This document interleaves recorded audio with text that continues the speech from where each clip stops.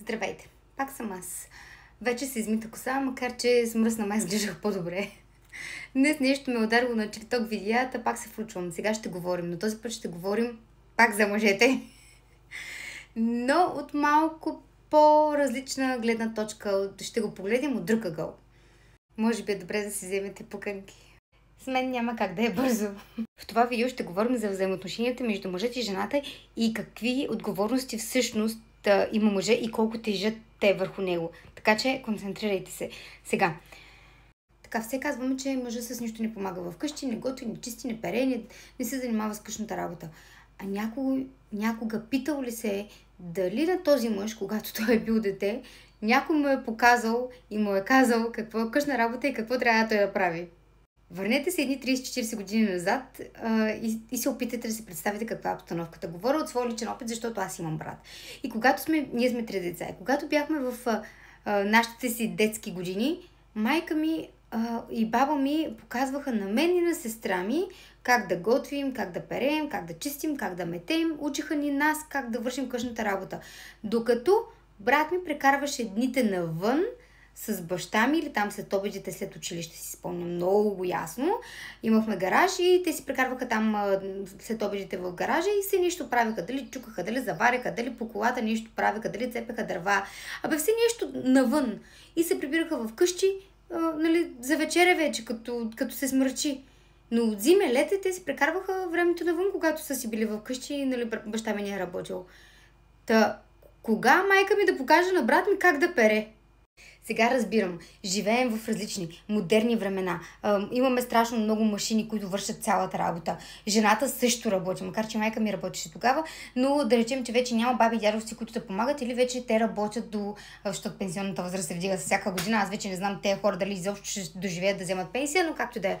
И така, оказва се, че повечето хора са както аз и мъжа ми. Няма баби, дядовци, роднини и така трябва сами да си гледате детето, сами да си вършите къщната работа.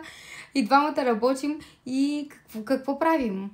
Сядаме, говорим и казваме: аз ще правя това, ти ще правиш това, ти ще се грижиш за, примерно, колите, тревата, двора и прочее, ще изхвърляш букука, ти ще правиш еди си какво, аз ще правя еди си какво, ако ти заредиш пералната, аз ще я изкарам, ако ти сгънеш дрехите, аз ще заредя миялната. Общо взето, работите като екип.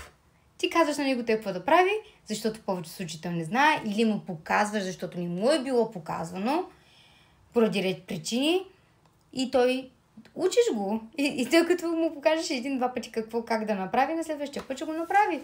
Да, в началото има много търкания и ние сме се търкали много с мъжа ми, докато се разберем, но управи има, просто трябва разговори.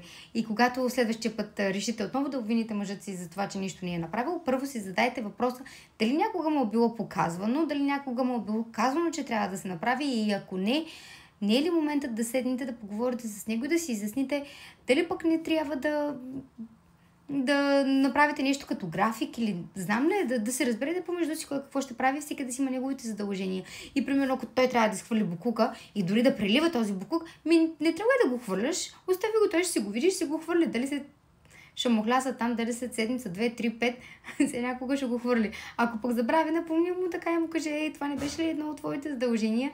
И толкова. Няма какво се карате, няма какво се кахариш. Нещата ще се свършат рано или късно. Но никога не му вземай задълженията напълно. Дори да се случи, примерно, някога да свършиш нещо, което е негово задължение, поради някаква причина, не го прави постоянно, защото той веднага ще го зачерпне в мислите си и ще каже: ама тя го направила веднъж, ще го направи пак. Нали? Както аз сега няма да тръгна да си проверявам олиото, не че неведнъж ми е казал мъжа ми: провери си гумите, провери си олиото. И аз му казвам: не, това не е мое задължение, ти го направи. Дори да се щупе там на пътя колата, аз не пипам, защото не е мое задължение и толкова. И така, всеки да си знае.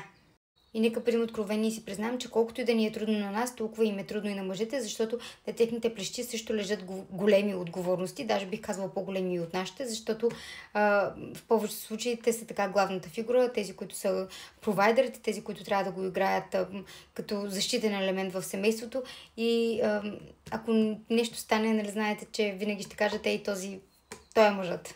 Така че, колкото и кариерно ориентирани да сме, колкото и много пари да вадим, Мъжът си мъж и си тежи на мястото, така че нека да покажем някакво уважение също към него. Естествено, това не означава, че ти трябва, нали, да си му подлога, но работете в екип, опитайте се така да имате разговори. В разговорите се крие разковничето. Майка ми винаги казваше, че както водата си пробива път през скалата, така и ние жените трябва с разговори, лека по лека, малко по малко и така нещата се получават.